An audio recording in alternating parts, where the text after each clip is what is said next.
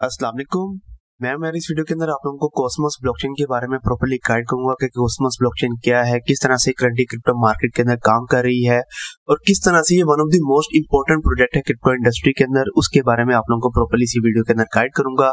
क्या क्या टेक्नोलॉजीज इन्होंने इंट्रोड्यूस करवाई हैं उसके बारे में गाइड करूंगा, और इनका जो सा कॉइन है एटम कॉइन, उसके ऊपर टेक्निकल एनालिसिस करते हुए ये देखने की कोशिश करेंगे क्या इसकी प्राइस अपने ऑल टाइम हाई जो इसने बनाया था तकरीबन $43 के लेवल से अबव, क्या इसकी प्राइस उस लेवल तक जा सकती है या नहीं जा सकती है। और इसके अलावा इसी वीडियो के एंड के ऊपर बिटकॉइन के ऊपर भी अपना टेक्निकल एनालिसिस करूंगा। ये देखने की कोशिश करेंगे करंट क्रिप्टो मार्केट किस तरह का रन दिखा रही है ताकि आप लोग अपने मैक्सिमम प्रॉफिट्स को जनरेट कर सके यहाँ पे क्रिप्टो मार्केट के ऊपर से। तो चलिए वीडियो को शुरू करते हैं। सबसे पहले बात करते हैं यहाँ पे कॉस्मोस के बारे में कि कॉस्मोस ब्लॉकचेन है क्या। तो टेक्निकली कॉस्मोस एक लेयर 0 की ब्लॉकचेन है कि जिसको यूज करते हुए डिफरेंट लेयर 1 की जो सी ब्लॉकचेन्स हैं वो बनाई गई थी। कौन कौन सी लेयर 1 की ब्लॉकचेन्स कॉस्मोस नेटवर्क को यूज करते हुए बनाई गई हैं इसके बारे में मैं अगेन आप लोगों को आगे जाके गाइड करता हूँ। सबसे पहले इसकी हिस्ट्री के बारे में थोड़ा बहुत गाइड करता चलूँ तो इसका जो सा कॉन्सेप्ट है कॉस्मोस ब्लॉकचेन का कॉन्सेप्ट वो सबसे पहले 2014 के अंदर इंट्रोड्यूस करवाया गया था। फिर 2017 के अंदर इसका जो सा टेस्ट नेट है वो लॉन्च किया गया था। फिर 2019 के अंदर इस ब्लॉकचेन का जो सा मेन नेट है वो लॉन्च किया गया था कि जिसके बाद जो सी करंट कॉस्मोस नेटवर्क की शक्ल है वो हम लोगों के सामने आई थी। और इसके अलावा अगर आप लोग इसके बारे में स्टडी करेंगे आप लोगों को ये पता लगेगा कि इस ब्लॉकचेन का एक ही मेन फोकस है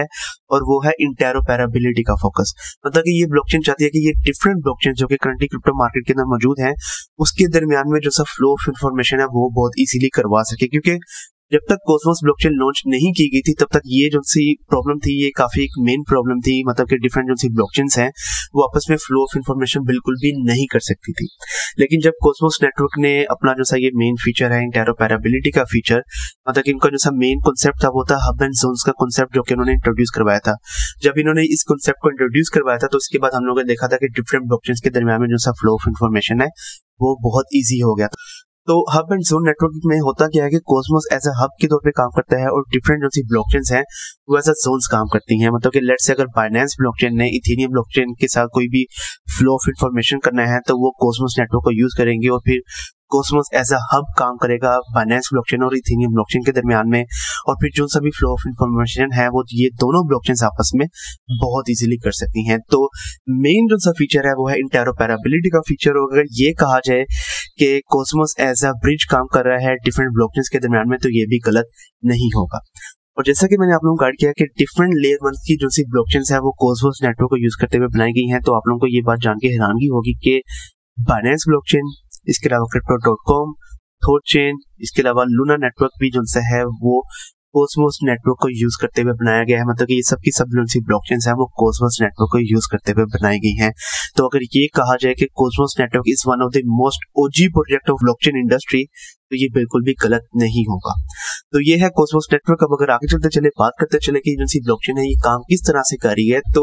इस ब्लॉकचेन के 3 main different technology based pillars हैं कि जिसके ऊपर ये ब्लॉकचेन काम कर रही है। तो सबसे पहला जो सा पिलर है वो है टेंडरमिंट का पिलर। इसके अलावा दूसरा जो सा इनका पिलर है वो है IBC प्रोटोकॉल, मतलब के इंटर ब्लॉकचेन कम्युनिकेशन का प्रोटोकॉल। तीसरा जो सा इनका पिलर है वो है कॉस्मोस SDK, मतलब के कॉस्मोस सॉफ्टवेयर डेवलपमेंट किट का पिलर। तो अगर इसके बारे में गाइड करता चलूं मैं आप लोगों को ये क्या है, ये किस तरह से काम करिए, तो सबसे पहले मैं आप लोगों को गाइड करना चाहता हूँ टेंडरमिंट के बारे में।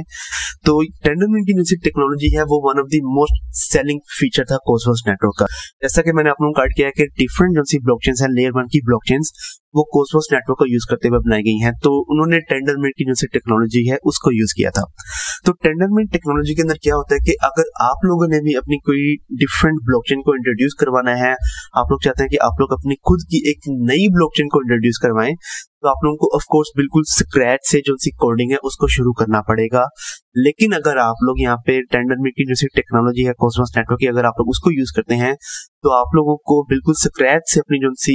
कोडिंग उसको करने की जरूरत नहीं है, बल्कि इन्होंने क्या किया है कि इन्होंने डिफरेंट लैंग्वेजेस के अंदर डिफरेंट ब्लॉकचेन्स का जो सा इंफ्रास्ट्रक्चर है उसको ऑलरेडी इंट्रोड्यूस करवाया हुआ है, उसको ऑलरेडी लॉन्च किया हुआ है अपने नेटवर्क के ऊपर। तो आप लोगों ने बस क्या करना है कि आप लोगों ने अपनी पसंद की जो सी लैंग्वेज है आप लोगों ने बस उसको चूज करना है उसके ऊपर बना हुआ एक काफी बड़ा इंफ्रास्ट्रक्चर जो कि इन्होंने ऑलरेडी बनाया हुआ है उस ब्लॉकचेन का, आप लोगों ने इसको कॉपी करना है और फिर उसके अंदर आप लोग जो भी चेंजिंग्स चाहें, अपनी मर्जी की चेंजिंग्स, वो आप लोग बहुत इजीली कर सकते हैं और फिर आप लोग अपनी जो सी वो ब्लॉकचेन है उसको लॉन्च कर सकते हैं। मतलब कि टेंडरमिंट टेक्नोलॉजी को यूज करते हुए आप लोग बिल्कुल जीरो से अपनी ब्लॉकचेन को बनाना शुरू नहीं करेंगे, बल्कि आप लोग कह सकते हैं कि आप लोग 6 नंबर से या 7 नंबर से अपनी जो सी ब्लॉकचेन है उसको बनाना शुरू करेंगे। और ये जो सी ब्लॉकचेन होगी ये बिल्कुल सोवेरियन ब्लॉकचेन होगी। सोवेरियन ब्लॉकचेन से क्या मना था कि ये जो सी ब्लॉकचेन है इसके ऊपर 100% जो कंट्रोल होगा वो आपका खुद का होगा, इस कॉस्मोस नेटवर्क का बिल्कुल भी कंट्रोल नहीं होगा। तो आप लोग जो चेंजिंग्स चाहे इसके अंदर बहुत इजीली कर सकते हैं। तो ये एक ऐसा फीचर था कि जिसकी वजह से हम लोगों ने कॉस्मोस नेटवर्क जब इंट्रोड्यूस करवाई गई थी तो तभी इन्होंने, क्योंकि टेंडरमिंट की टेक्नोलॉजी को इंट्रोड्यूस करवा दिया था, तो इसकी वजह से इसका जो सा यूज केस है वो बहुत ज्यादा बड़ा था बिल्कुल शुरू के अंदर। और अगेन जैसा कि मैंने आपको गाइड किया कि बाइनेंस ब्लॉकचेन भी तब इसी टेक्नोलॉजी को यूज करते हुए इंट्रोड्यूस करवाई गई थी। और इसके अलावा अगर मैं आप लोगों को गाइड करता चलूँ कि कौन कौन सी ब्लॉकचेन्स जो सी हैं वो टेंडरमिंट की टेक्नोलॉजी को यूज करते हुए इंट्रोड्यूस करवाई गई हैं, तो वो सारी की सारी आप लोग यहाँ पे देख सकते हैं फाइनेंस के फीचर के अंदर कि बाइनेंस की ब्लॉकचेन, इसके अलावा कावा ब्लॉकचेन, इसके अलावा crypto.com, टेरा, ईरा नेटवर्क, ये सारी की सारी ऐसी ब्लॉकचेन्स हैं जो कि कॉस्मोस नेटवर्क के जो सी टेंडरमिंट की टेक्नोलॉजी है उनको यूज करते हुए लॉन्च की गई थी मार्केट के अंदर। तो ये है कि टेंडरमिंट की टेक्नोलॉजी। अब अगर आगे चलते चले IBC मतलब कि इंटर ब्लॉकचेन कम्युनिकेशन के बारे में अगर मैं आप लोगों को गाइड करता चलूं, तो जैसा कि मैंने आप लोगों को बताया कि इस ब्लॉकचेन का जो सा मेन गोल है वो है इंटेरोपरेबिलिटी के ऊपर, मतलब कि ये डिफरेंट ब्लॉकचेन्स के दरमियान में जो सा फ्लो ऑफ इंफॉर्मेशन है उसको बहुत इजी बनाना चाहते हैं। तो इंटर ब्लॉकचेन कम्युनिकेशन का जो सा फीचर है वो है इनका इंटेरोपरेबिलिटी का फीचर। मतलब कि अगर आप लोग इस फीचर को यूज करते हैं, इस टेक्नोलॉजी को यूज करते हैं, तो आप लोग इनका जो सा हब एंड जोन का नेटवर्क है उसको यूज करते हुए डिफरेंट ब्लॉकचेन्स के दरमियान में फ्लो ऑफ इंफॉर्मेशन बहुत इजीली कर सकते हैं। तो ये है इनका IBC, इनका जो सा मेन सेलिंग पॉइंट है वो है IBC। इसके अलावा अगर आगे चलते चले बात करते चले कॉस्मोस SDK मतलब के सॉफ्टवेयर डेवलपमेंट किट। तो कॉस्मोस सॉफ्टवेयर डेवलपमेंट किट और टेंडरमिंट टेक्नोलॉजी से वो काइंड ऑफ सेम है। टेंडरमिंट के बारे में मैंने आप लोगों को गाइड कर दिया कि टेंडरमिंट टेक्नोलॉजी को यूज करते हुए आप लोग ब्लॉकचेन्स को लॉन्च कर सकते हैं, और अगर आप लोग SDK टेक्नोलॉजी को यूज करते हैं तो आप लोग डिफरेंट ब्लॉकचेन्स के ऊपर जो सी डैप्स हैं आप लोग उसको लॉन्च कर सकते हैं। मतलब कि अगर आप लोगों ने किसी भी स्पेसिफिक ब्लॉकचेन के ऊपर अपनी डैप को लॉन्च करना है, लेट्स से आप लोगों ने एक डिसेंट्रलाइज्ड एक्सचेंज को लॉन्च करना है, तो आप लोगों को अगेन बिल्कुल स्क्रैच से अपनी जो सी कोडिंग उसको करना पड़ेगा। लेकिन अगेन अगर आप लोग SDK टेक्नोलॉजी को यूज करते हैं कॉस्मोस की, तो आप लोग बिल्कुल स्क्रैच से अपनी जो सी कोडिंग है उसको यूज नहीं करेंगे, बल्कि इन्होंने ऑलरेडी जो से इंफ्रास्ट्रक्चर बनाए हुए हैं डिफरेंट टैब्स के, डिफरेंट ब्लॉकचेन्स के लिए। आप लोग उसका जो सा वो इंफ्रास्ट्रक्चर है उसको कॉपी करेंगे कि उसके अंदर जो भी अपनी मर्जी की चेंजिंग्स आप लोग करना चाहेंगे वो करेंगे, और फिर उसके बाद उस टैब को आप लोग बहुत इजीली लॉन्च कर सकेंगे किसी भी ब्लॉकचेन के अंदर। तो ये SDK भी जो सा फीचर है ये भी काफी ज्यादा यूज हुआ था और ये अभी भी काफी ज्यादा यूज होता है। लोग इस टेक्नोलॉजी को यूज करते हुए बिल्कुल स्क्रैच से अपनी जो सी ऐप का जो सा स्मार्ट कॉन्ट्रैक्ट है उसको नहीं बनाते, बल्कि ऑलरेडी बने हुए इंफ्रास्ट्रक्चर को यूज करते हैं और उसके अंदर अपनी मर्जी की चेंजिंग्स करते हैं और फिर इसको लॉन्च कर देते हैं मार्केट के अंदर। और इसके अलावा फर्दर अगर आप लोगों को करता चलूं तो ये जो सी ब्लॉकचेन है ये प्रूफ ऑफ स्टेक कंसेंसस के ऊपर मेनली काम कर रही है। मतलब कि डिफरेंट लोगों ने अपने जो से एटम कॉइन्स हैं उनको बाय करके स्टेकिंग के ऊपर लगाया हुआ है। और अगर मैं आप लोगों को गाइड करता चलूं तो टोटल तकरीबन 170 प्लस वैलिडेटर्स है करंटली इस ब्लॉकचेन के। तो इस तरह से जो सी ब्लॉकचेन है ये काम कर रही है। अगर आगे चलते चले बात करते चले इनके इकोसिस्टम के बारे में, तो इनके इकोसिस्टम के अंदर आप लोगों को पता लगेगा कि जब आप लोग इसके बारे में स्टडी करेंगे तो टोटल तकरीबन 277 प्लस एप्स और सर्विसेज जो हैं वो ऑलरेडी लॉन्च हो चुकी हैं कॉस्मोस नेटवर्क को यूज करते हुए, कि जिसके अंदर डिफरेंट डेक्सेस शामिल है, डिफरेंट ब्लॉकचेन्स भी शामिल है। आप लोगों ने इस चीज को भी अपने माइंड के अंदर रखना है। कौन कौन सी ब्लॉकचेन्स, कौन कौन सी डेक्सेस, कौन कौन से NFT के प्रोजेक्ट, कौन कौन से DeFi के प्रोजेक्ट्स जो कि ऑलरेडी लॉन्च हो चुके हैं कॉस्मोस नेटवर्क के, उस सारी की सारी डिटेल्स उन्होंने यहाँ पर बताई हुई है। आप लोग यहाँ पे देख सकते हैं कि बाइनेंस ब्लॉकचेन की जो सी डेक्स है, बाइनेंस डिसेंट्रलाइज्ड एक्सचेंज, कि जिसके बारे में एक प्रॉपर वीडियो सर गद्दे से भी बनाई हुई है। अगर आप लोग इसके बारे में स्टडी करना चाहते हैं तो इसका भी लिंक मैं आप लोगों को इस वीडियो की डिस्क्रिप्शन के अंदर दे दूंगा। और इसके अलावा अगर आप लोग यूट्यूब पे सर्च करेंगे बाइनेंस डेक्स इल्मे आलिम तो ये वीडियो आप लोगों के सामने आ जाएगी। तो बाइनेंस डेक्स भी जो सी है वो कॉस्मोस नेटवर्क को यूज करते हुए बनाई गई है। तो काफी ज्यादा ब्लॉकचेन्स ऐसी हैं जो कि मार्केट के अंदर, जैसे कि मैंने आप लोगों को यहाँ पर दिखाया भी है कि काफी ज्यादा ऐसी ब्लॉकचेन्स हैं जो कि कॉस्मोस नेटवर्क को यूज करते हुए बनाई गई हैं। इसके अलावा डिफरेंट किस्म के स्मार्ट कॉन्ट्रैक्ट्स के, जिसके अंदर DeFi के प्रोजेक्ट शामिल हैं, NFT के प्रोजेक्ट शामिल हैं, गेमीफाई के प्रोजेक्ट्स भी अब जो से हैं वो लॉन्च हो रहे हैं कॉस्मोस नेटवर्क को यूज करते हुए। सारी की सारी डिटेल्स आप लोग यहाँ पे देख सकते हैं कि काफी ज्यादा प्रोजेक्ट्स, काफी ज्यादा फेमस प्रोजेक्ट्स जो कि मार्केट के अंदर बहुत ज्यादा फेमस हैं, वो सब के सब कॉस्मोस नेटवर्क को यूज करते हुए बनाए गए हैं। और इसके अलावा अगर मैं आप लोगों को थोड़ा बहुत और गाइड करता चलूं तो यहाँ पे ग्रेविटी डेक्स के बारे में आप लोग गाइड करना जरूरी है। तो ग्रेविटी डेक्स जो कि कॉस्मोस नेटवर्क के ऊपर ही बनाई गई है, तो ये one of the most main DEX है, डिसेंट्रलाइज्ड एक्सचेंज है कॉस्मोस नेटवर्क की, जिसके जरिए से आप लोग क्या कर सकते हैं कि आप लोग डिफरेंट ब्लॉकचेन्स के दरमियान में अपना जो सा डिजिटल एसेट्स के स्वैपिंग है वो कर सकते हैं। तो ये भी एक काफी जबरदस्त किस्म का फीचर है यहाँ पे कॉस्मोस नेटवर्क की तरफ से। अब अगर आगे चलते चले बात करते चले इनके टीम मेंबर्स के बारे में, तो कॉस्मोस नेटवर्क का जो सा फेस है वो है जे क्वान, जो कि आप लोग यहाँ पे देख सकते हैं। तो जे क्वान को फाउंडर है कॉस्मोस नेटवर्क के, और ये one of the most main developer थे behind the technology of Tendermint and behind the development of Cosmos network. तो ये है main face of Cosmos network. इसके अलावा दूसरे जो से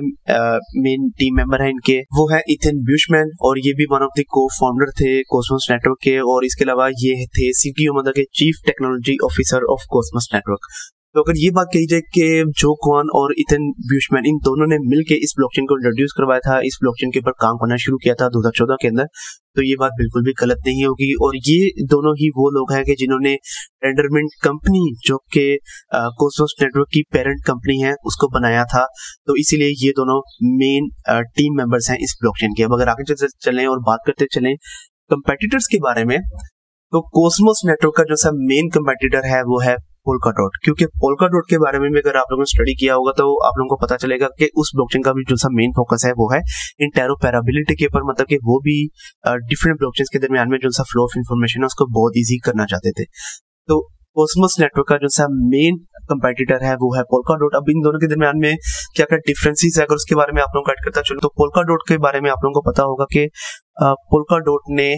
पैराचेन्स की जो सी टेक्नोलॉजी है उसको इंट्रोड्यूस करवाया था, कि जिसके जरिए से उनकी जो सी लेयर 0, मतलब कि उनकी रिले चेन जो सी है उसके ऊपर आप लोग अपनी डिफरेंट लेयर 1 की जो सी ब्लॉकचेन से आप लोग उसको लॉन्च करते हैं, और फिर उस ब्लॉकचेन के अंदर रहते हुए आप लोग डिफरेंट ब्लॉकचेन के दरमियान में जो सा फ्लो ऑफ इंफॉर्मेशन है वो करते हैं। और जो सी पैराचेन्स की टेक्नोलॉजी है पोल्काडॉट की तरफ से, अगर उसके बारे में मैं ये कहूँ कि वो one of the most secure way of flow of information है, तो ये बात भी बिल्कुल गलत नहीं होगी। जबकि अगर आप लोग कॉस्मोस के बारे में, जैसा कि मैंने आप लोग गाइड किया है, कि अगर आप लोग इसके बारे में स्टडी करेंगे तो इनका जो सा मेन फोकस है वो ये है कि इन्होंने एचडीके की टेक्नोलॉजी को इंट्रोड्यूस करवाया हुआ है, मतलब कि सॉफ्टवेयर डेवलपमेंट किट की टेक्नोलॉजी, जिसको यूज करते हुए आप लोग अपनी खुद की प्रॉपर सोवेरियन ब्लॉकचेन को लॉन्च कर सकते हैं, और फिर इसके अलावा आप लोग उसको मार्केट के अंदर भी प्रॉपरली लॉन्च कर सकते हैं। और पूरी की पूरी जो सी अथॉरिटी है वो आपकी खुद की होगी, कॉस्मोस नेटवर्क की बिल्कुल भी अथॉरिटी नहीं होगी इस ब्लॉकचेन के ऊपर। तो ये हम लोग कह सकते हैं कि इन शॉर्ट के पोल्काडॉट जो सी ब्लॉकचेन है उनका मेन फोकस है सिक्योरिटी के ऊपर, जबकि कॉस्मोस नेटवर्क का जो सा मेन फोकस है वो है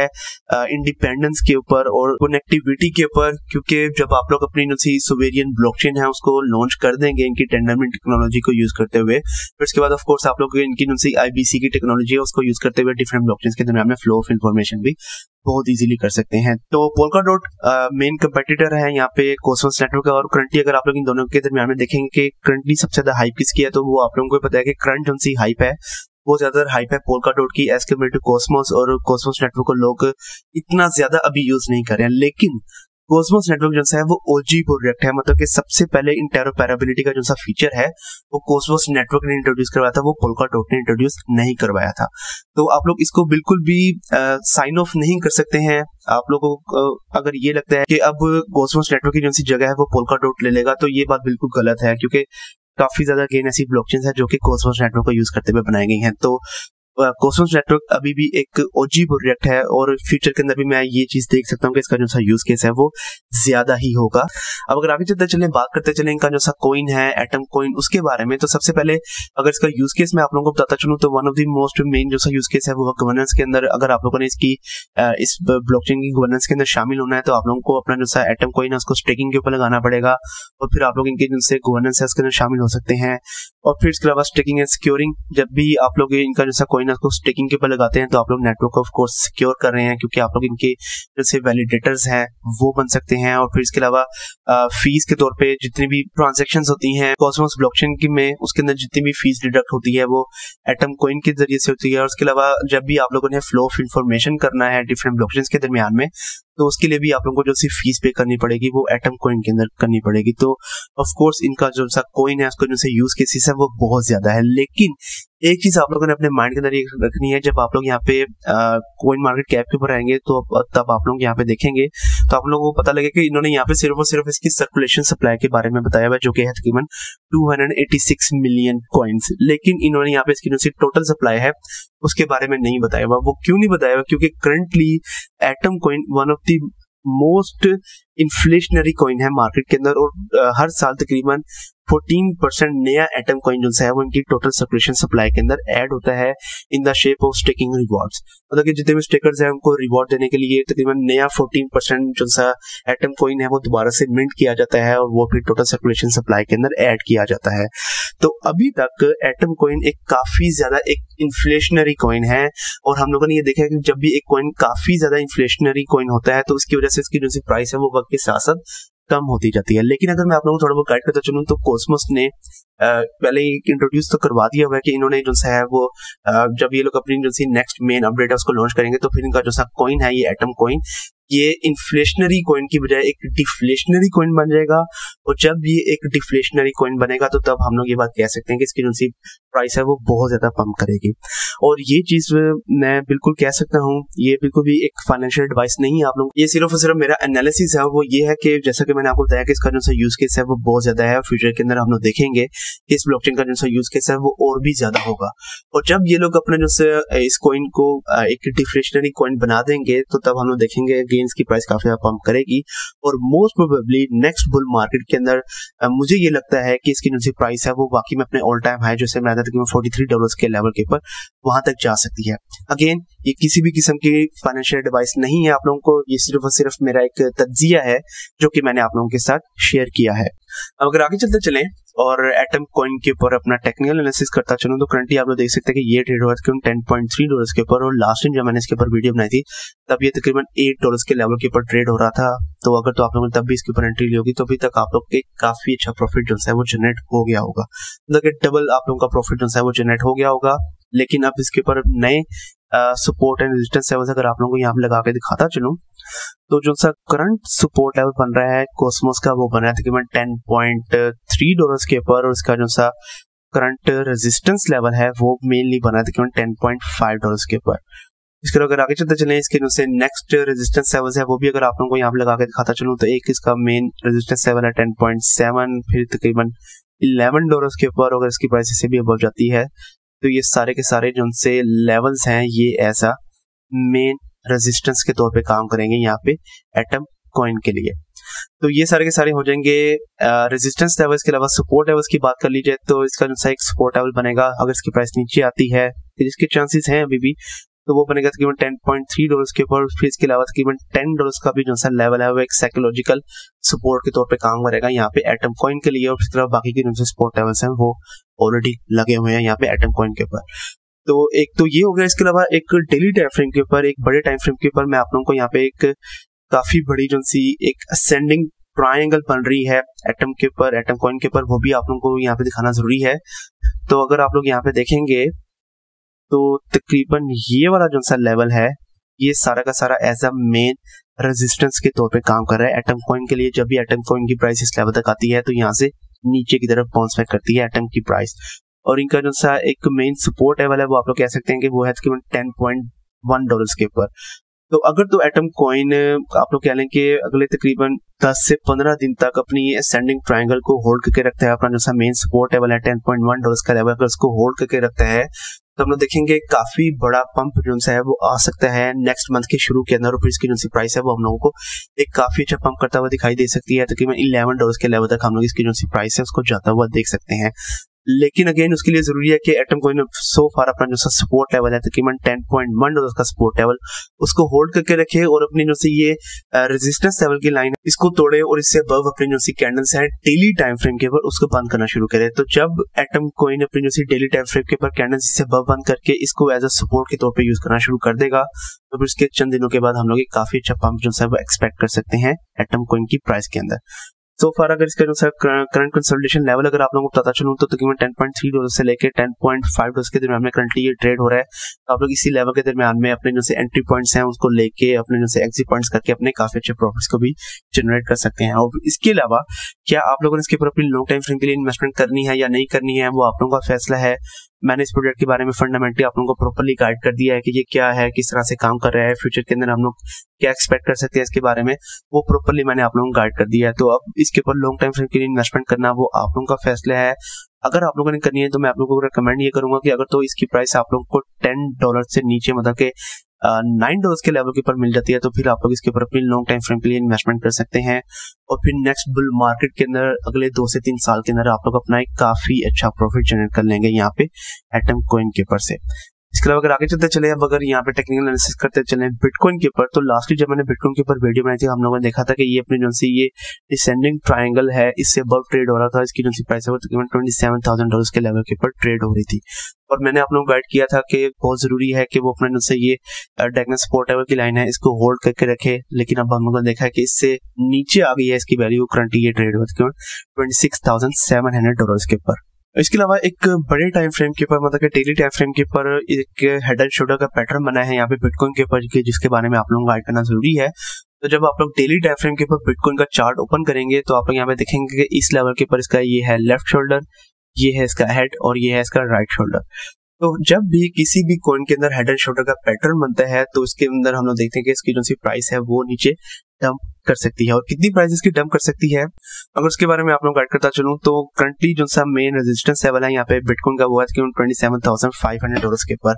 और जहां से इसका हेड शुरू होता है वहां से लेके जहां तक इसके शोल्डर्स आते हैं जो कि करंट मेन रेजिस्टेंस लेवल है यहाँ पे बिटकॉइन का, उतनी ही प्राइस की जो सी है वो डंप कर सकती है। और उसके बारे में आप लोग गाइड करता चलूं तो अगेन इतनी प्राइस की नीचे आ सकती है। और आप लोग यहाँ पे देख सकते हैं कि तकरीबन $24,600 के लेवल तक इसकी जो सी प्राइस है वो आ सकती है। और आप लोग यहाँ पे देख सकते हैं कि तकरीबन इसी लेवल के ऊपर इसका एक मेन रेजिस्टेंस लेवल बन रहा है तकरीबन $25,000 के ऊपर।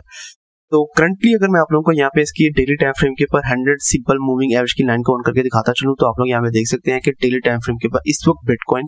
100 अपनी जो सी सिंपल मूविंग एवरेज की लाइन है उसको होल्ड करके रखा है जो कि एग्जैक्टली आ रही है $26,600 के ऊपर।